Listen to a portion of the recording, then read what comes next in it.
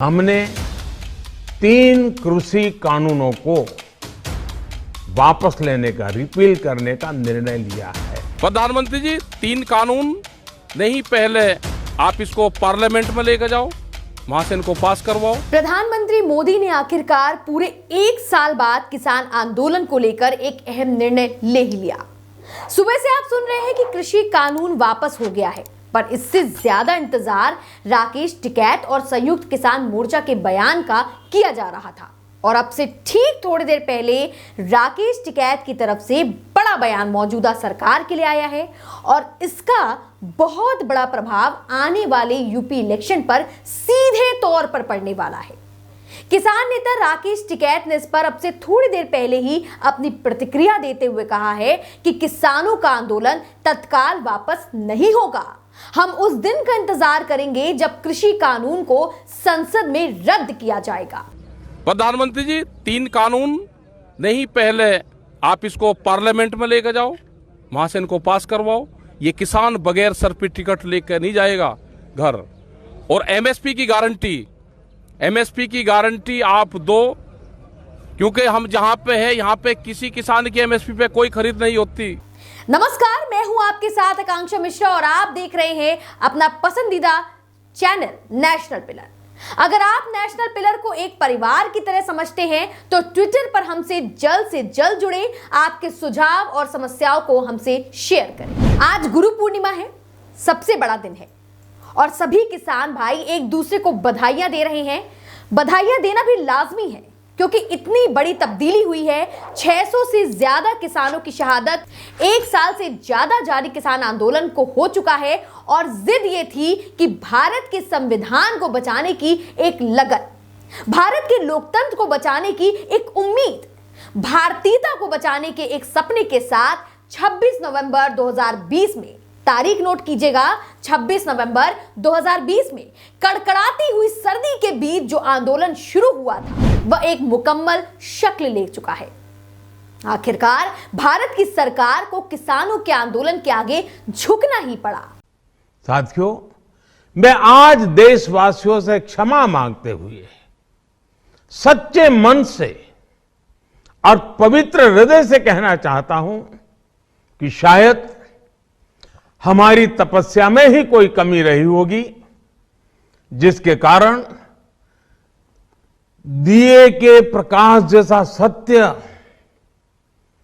कुछ किसान भाइयों को हम समझा नहीं पाए। और उत्तर प्रदेश के चुनाव से ठीक पहले पीएम नरेंद्र मोदी की समझ में यह बात आ गई कि वह जिन लोगों के पक्ष में किसानों को रौंदने का साल भर से सतत अभियान चला रहे हैं उसका कुछ नहीं होने वाला, बल्कि वह भारतीय जनता पार्टी की पूरी सियासत को बर्बाद कर देगा। तो कुल मिलाकर अंत भला तो सब भला।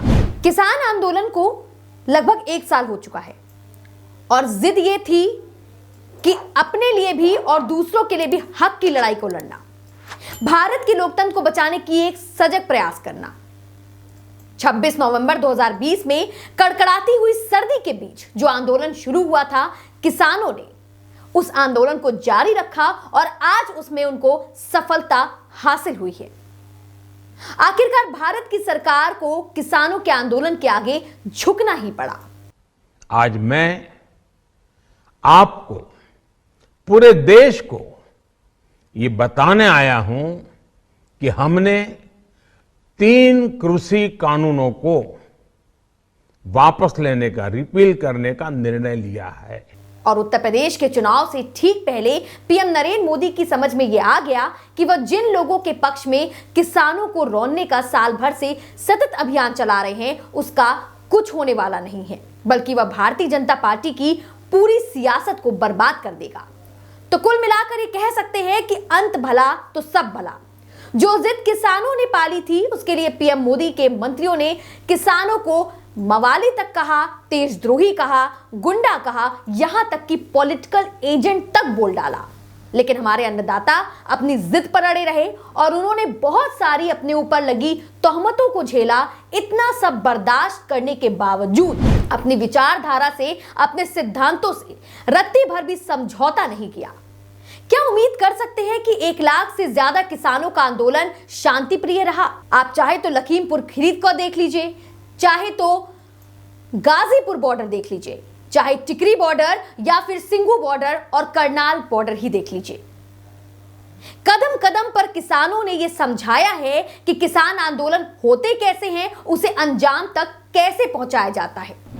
तो आज जो ऐलान हुआ पीएम नरेंद्र मोदी द्वारा, या यूं कहें कि जो ऐलान करना पड़ा, उस तरीके का ऐलान इस देश में इस तरीके से कभी भी किसी भी सरकार को इस तरह से झुकते हुए इतिहास में नहीं देखा गया। 22 तारीख को राकेश टिकैत ने संयुक्त किसान मोर्चा की ओर से किसान महापंचायत का ऐलान किया था और तभी प्रधानमंत्री नरेंद्र मोदी ने समझ लिया कि यह और लंबा नहीं खींचा जा सकता। आखिरकार धैर्य और जिद की लड़ाई में किसानों की जीत हुई।